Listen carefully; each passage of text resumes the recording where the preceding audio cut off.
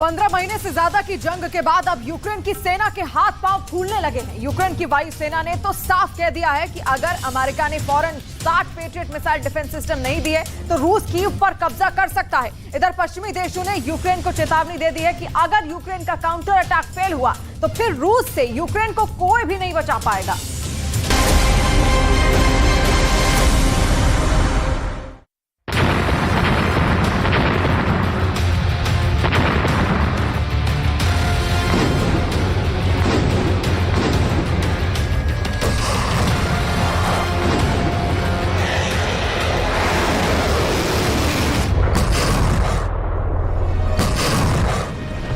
पंद्रह महीने की जंग में ऐसा पहली बार हो रहा है जब यूक्रेन को युद्ध में अपनी हार सामने दिख रही है।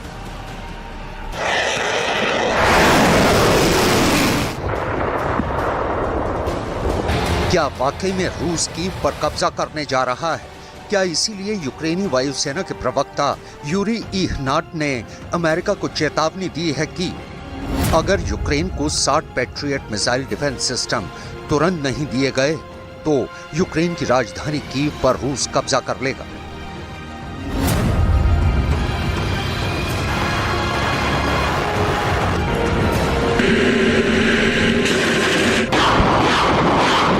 अब अमेरिका और पश्चिम देशों के डिफेंस एक्सपर्ट्स यूक्रेन के राष्ट्रपति ज़ेलेंस्की को क्यों चेतावनी दे रहे हैं कि रूस पर 5 तरफ से काउंटर अटैक करके यूक्रेन ने बहुत बड़ी गलती कर दी है। क्या वाकई में रूस के खिलाफ यूक्रेन का काउंटर अटैक अब यूक्रेन के लिए विनाशकारी साबित होने जा रहा है? यूक्रेन और नेटो को आज 15 महीने की जंग के बाद पहली बार एहसास हुआ है कि रूस को कमजोर समझना उनकी बहुत बड़ी गलती साबित होने जा रही है। नेटो के 31 और पश्चिम के 50 कुल मिलाकर 81 देशों को लग रहा था कि उनके घातक हथियारों के दम पर यूक्रेन जंग आसानी से जीत जाएगा।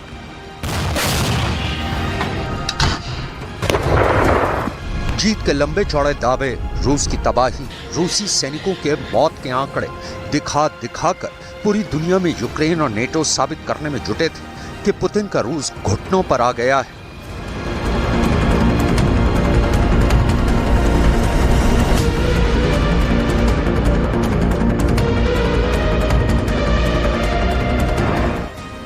लेकिन देखिए, अक्टूबर 2022 के बाद से पुतिन ने यूक्रेन को सर उठाने तक का मौका नहीं दिया है। सोलेदार के बखमूत पर कब्जा और बखमूत के बाद कीव पर रूसी मिसाइलों के तूफानी हमलों ने यूक्रेन के चीथड़े उड़ाकर रख दिए।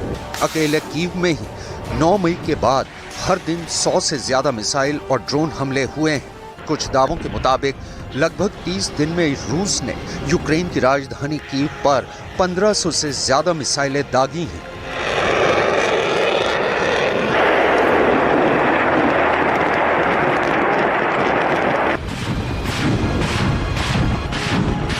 जिनमें से 200 से 300 मिसाइलें किंजल और इस्कंदर जैसी हाइपरसोनिक मिसाइलें थी। रूस लगभग हर दिन सैकड़ों मिसाइलों से कीव पर हमले कर रहा है। कुछ डिफेंस एक्सपर्ट्स का दावा है कि रूस को कीव में यूक्रेन की कमजोर कड़ी का पता चल गया है।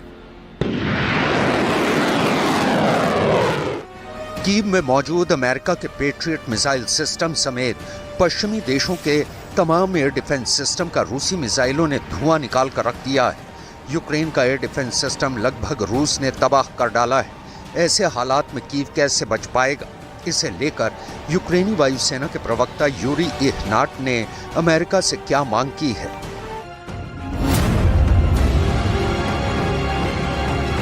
यूक्रेनी वायुसेना के प्रवक्ता यूरी इहनाट की चेतावनी, कीव को बचाने के लिए तुरंत चाहिए 60 patriot air defence missile system.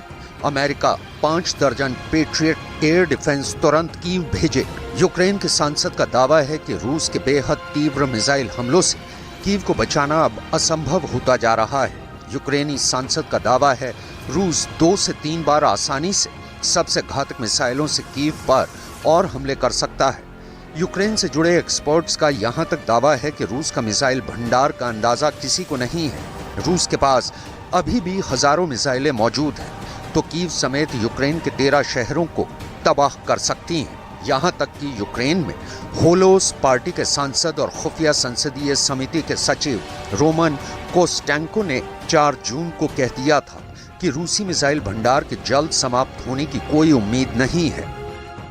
Ворог застосував власне таку велику кількість, тому що це озброєння у них в дефіциті, зрозуміло, його менше всього є, і це і є власне особливість цієї атаки. А так і С-400 вже прилітало, і крилаті ракети, і балістичні. Київ вже здивувати, в принципі, не здивуєш такими типами озброєння. І прилітає, як правило, під час масованих ракетних атак б'ють завжди.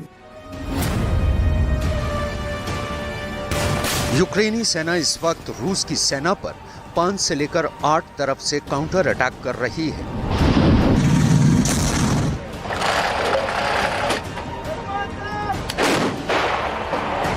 जबकि रूस यूक्रेन पर ड्रोन, मिसाइल और फाइटर जेट से अंधाधुंध हवाई हमले कर रहा है।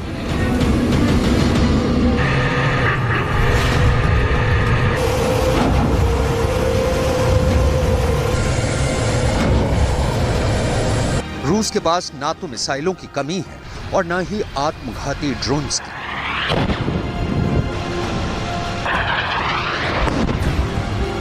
रूस तो यहां तक दावा कर रहा है कि उसने यूक्रेन के 8 जर्मन लेपर्ड 2 टैंकों को तबाह कर डाला है।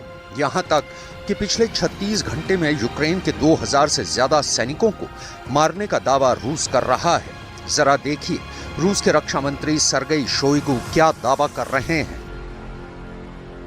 Не добившись успеха в наступательных действиях, с целью усиления своего потенциала, противник намерен перебросить подразделения и технику с Херсонского направления в район своих наступательных действий, существенно ослабив таким образом свои позиции на Херсонском направлении. Кстати, противник приступил к сооружению на правом берегу Днепра оборонительных позиций, что говорит о его намерении перейти здесь к обороне. हम आपको बताते हैं कि इस वक्त यूक्रेन रूस पर कहां-कहां से काउंटर अटैक कर रहा है और कैसे कर रहा है। वॉर जोन से आई रिपोर्ट के मुताबिक ज़ेलेंस्की के आदेश पर 5 जून से रूस पर काउंटर अटैक शुरू किए गए हैं। दावा किया जा रहा है रूसी सेना के कब्जे वाले इलाकों पर यूक्रेन ने 5 जून को रात 1:30 बजे से हमले शुरू किए। खबरों के मुताबिक यूक्रेन के काउंटर अटैक खार्किव ओब्लास्ट और दक्षिणी डोनेट्स्क के 5 इलाकों में बड़े पैमाने पर किए गए हैं। रूस का दावा है खार्किव ओब्लास्ट और दक्षिणी डोनेट्स्क में यूक्रेनी सेना को काउंटर अटैक के दौरान भारी नुकसान हुआ है। रूस के दावों के मुताबिक यूक्रेन की 23वीं और 31वीं मैकेनाइज्ड ब्रिगेड ने रूस पर काउंटर अटैक किया है। यूक्रेन के काउंटर अटैक में 6 मैकेनाइज्ड और 2 टैंक बटालियन शामिल हैं, जिन्हें रूस ने तबाह करके रख दिया है। नॉर्थ वेस्टर्न यूनिवर्सिटी के राजनीति विज्ञान के प्रोफेसर विलियम रेनो ने दावा किया है कि 15 महीने की जंग के बाद अब यूक्रेन पर भारी दबाव है कि वो पश्चिमी देशों को दिखाए कि नेटो से मिले हथियारों के दम पर वो रूस को जंग में कैसे हराता है। प्रोफेसर विलियम रेनो का साफ कहना है कि रूस को काउंटर अटैक के दम पर हराना यूक्रेन के लिए विनाशकारी साबित हो सकता है।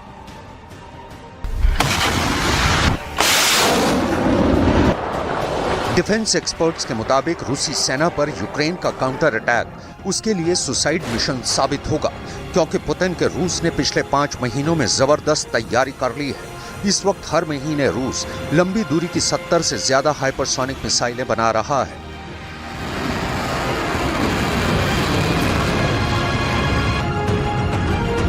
जबकि रूस के पास रिजर्व में 7000 टैंक मौजूद हैं, जो यूक्रेन को पूरी तरह से कुचलने के लिए काफी है। इसके अलावा सुखोई और मिग सीरीज के 700 से ज्यादा फाइटर जेट और बॉम्बर यूक्रेन के शहरों के चीथड़े उड़ा रहे हैं।